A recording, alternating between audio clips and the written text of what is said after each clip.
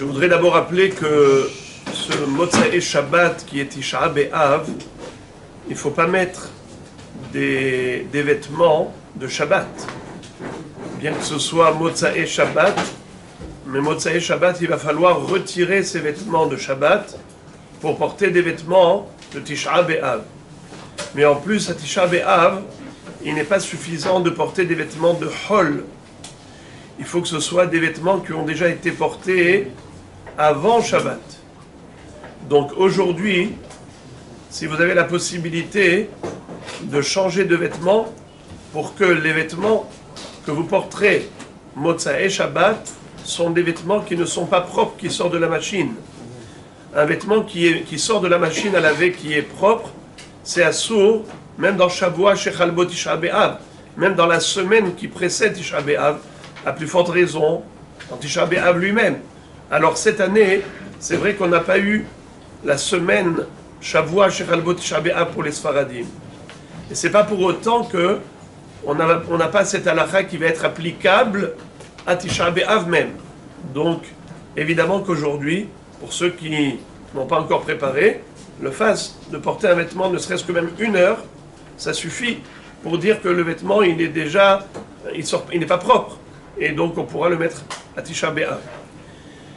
Et à propos de laver la maison après Hatzot pendant Tisha B'Av, il y a des gens qui lavent la maison le dimanche après-midi, donc ce sera un Tisha B'Av après Hatzot, et il y a beaucoup de femmes qui ont l'habitude de nettoyer la maison, de faire les lits, d'arranger, et le Birkei Yosef, il dit qu'elles ont sur quoi s'appuyer, c'est-à-dire qu'il ne faut pas les gronder, on peut tolérer. Pourquoi ? Parce que le Mashiach est né après Hatzot, et pour que ces femmes ne soient pas démoralisées par rapport au retard de la Géoula, par rapport au fait que la galoute est longue, et que ces gens-là peuvent se dire, alors c'est quand la Géoula ? Quand on les laisse laver la maison l'après-midi de Tisha B'Av, elles se renforcent en Emouna. Mais attention, il y en a qui m'ont dit carrément, est-ce qu'on a le droit de laver le linge dimanche après-midi? Has v'shalom. Laver le linge, c'est assour al-pi halacha, complètement, même dans la semaine qui précède. Nachon, Shavua Shechalbo, si on avait cette année Shavua Shechalbo, on n'aurait pas pu laver le linge même avant Tisha B'Av. À plus forte raison, pas pendant Tisha B'Av même. Donc, même si elles lavent le sol ou elles font les lits, mais surtout pas laver le linge. Il faut attendre dimanche soir. Encore, concernant le lavage de la vaisselle. Laver la vaisselle. Est-ce qu'elles ont le droit pendant Tisha B'Av? Pas avant Hatzot. Avant Hatzot, c'est assour. Sauf si elles mettent dans la machine, c'est autre chose. Mais laver, c'est assour. Pourquoi? Pas parce qu'elles vont se mouiller les mains. Et que pendant Tisha B'Av, on n'a pas le droit de se laver. Parce qu'elles n'ont pas la kavana de se mouiller les mains pour se laver. Le Issour, pendant Tisha B'Av, c'est quelqu'un qui veut la jouissance du lavage. Mais quelqu'un qui prépare à manger ou qui lave la vaisselle, ça c'est pas avec une kavana de se laver les mains. Alors, c'est comme quelqu'un qui va aux toilettes et qui se lave les doigts, ou quelqu'un qui s'est sali et qui a le droit de se nettoyer l'endroit sale. Donc, quand il n'y a pas de kavana, de profit, de jouissance par rapport au mouillage des mains, c'est pas considéré comme le lavage qui est interdit pendant Tisha B'Av. Celles qui veulent être mahmir et mettre des gants pour laver la vaisselle après Hatzot, t'avo alem bracha. Mais sinon, d'après la halakha, c'est pas interdit. Mais pourquoi pas avant Hatzot? Pourquoi pas le soir de Motsae Shabbat laver la vaisselle? C'est pour une autre raison. C'est parce que on n'a pas le droit de se disperser l'esprit. Pendant Tisha B'Av, il faut se concentrer dans la Avelut. C'est la raison pour laquelle, dans beaucoup d'endroits, ils se sont interdits de travailler. Tisha B'Av, c'est pas Yom Tov. Pourquoi c'est un jour férié? Pourquoi on ne travaille pas à Tisha B'Av? C'est écrit dans la halakha, Makom shenagu, la asot melacha osim, comme chez Nagolo la Asot Melacha Osim, qu'il faut suivre et respecter le minhag de la ville. Les gens qui travaillent à Tisha B'Av, ils ont le droit. Quelqu'un qui dans une ville où on ne travaille pas, on ne travaille pas. Mais tous les Talmidei Chachamim dans tout du monde entier doivent s'abstenir de travailler à Tisha B'Av. Et c'est écrit dans le Shulchan Aruch, tout celui qui veut se considérer Talmid Chacham à ce propos, il le peut. Et dans les poskim aharonim, ils disent que de toutes les villes du monde qu'on a entendues aujourd'hui, aucune ville où il y a des juifs travaille à Tisha B'Av. Sauf si c'est vraiment davar avet, c'est-à-dire quelque chose qui pourrait entraîner une perte. Quelqu'un qui pourrait perdre son travail, il pourrait être viré. Quelqu'un qui a investi quelque chose et que s'il n'agit pas maintenant, alors il va perdre son capital. Ça c'est différent. Davar avet, c'est différent. Mais stam, c'est assourd. Alors maintenant, pourquoi on n'a pas le droit de travailler? C'est parce que travailler, ça occupe et ça préoccupe.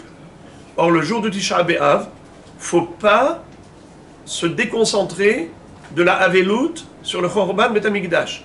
Ce jour-là, on doit avoir la pensée complètement focalisée que sur ça. Et même étudier la Torah, qui est la chose la plus importante dans la vie d'un juif, même ça, c'est assourd parce que ça nous donne de la joie. On ne peut étudier que des choses tristes. Ce qui veut dire que ce jour-là, on doit se concentrer dans la Avelut. Et on l'apprend du Pasuk.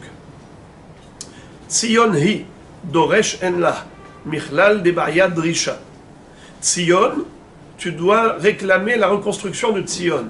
Tu dois penser uniquement à cela. C'est au cœur de ta vie. D'ailleurs, Baruch Hashem, vous voyez tout le temps, les bénis Israël, ils parlent que de la Géoula. Ils parlent que du Mashiach. Bechol siyah hasadeh. Le Midrash dit, les gens de quoi ils parlent? Les gens en général, ils parlent que de l'argent, du business, argent, occupation, toutes sortes d'affaires. C'est que ça qui occupe les gens.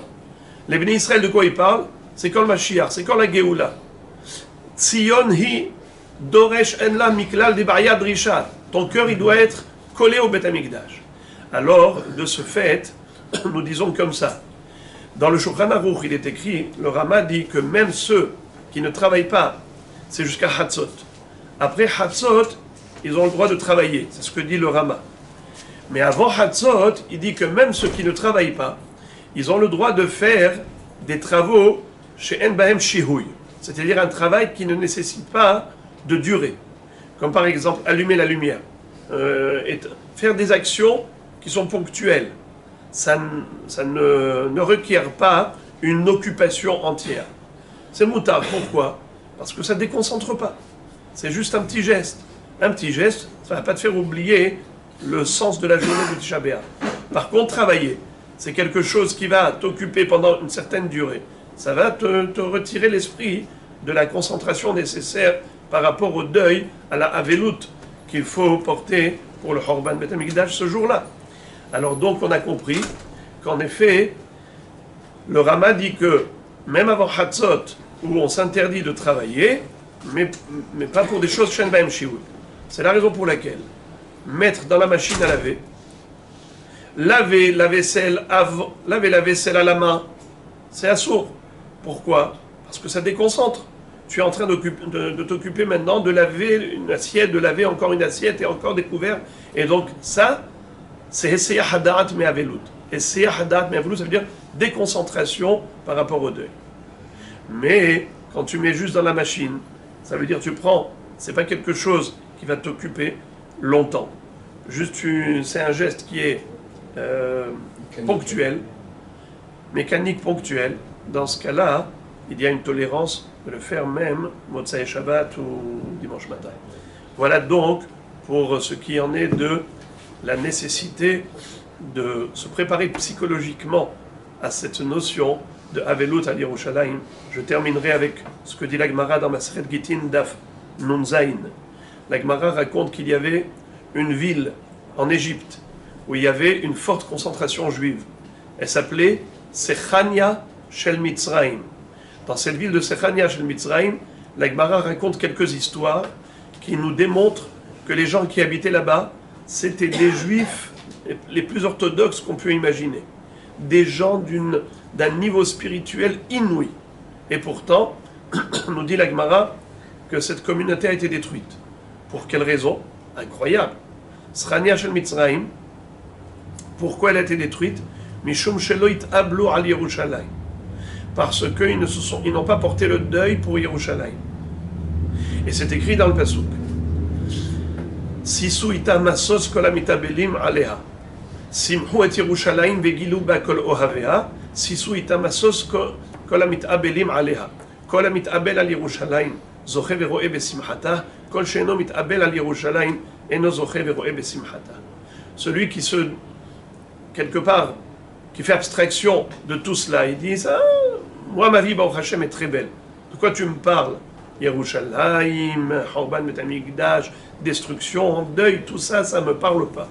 Eh bien, Chas Shalom, il perd sa connexion avec Akadosh Baruch Hu. Une communauté de gens religieux ont été complètement détruits que pour cela.